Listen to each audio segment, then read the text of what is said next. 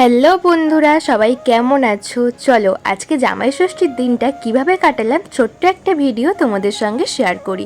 এই যে জামাই বসে গেছে আর এখন হচ্ছে জামাই ষষ্ঠী।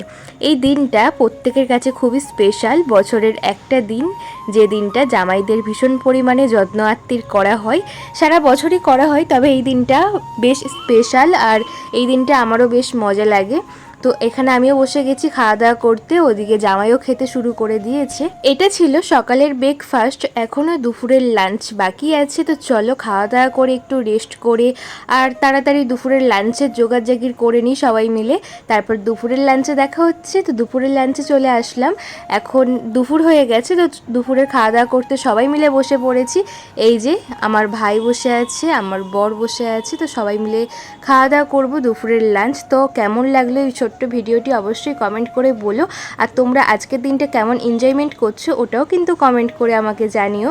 তো চলো বিকেল হয়ে গেছে, আজকে হয়তো থাকা হবে না, তাড়াতাড়ি বাড়ি চলে যাব, তাই দুপুরের খাওয়া দাওয়াটা করে নিয়ে রেস্ট করে বিকাল হয়ে গেছে। তো আমি রেডি হয়ে গেছি বাড়ি যাওয়ার জন্য।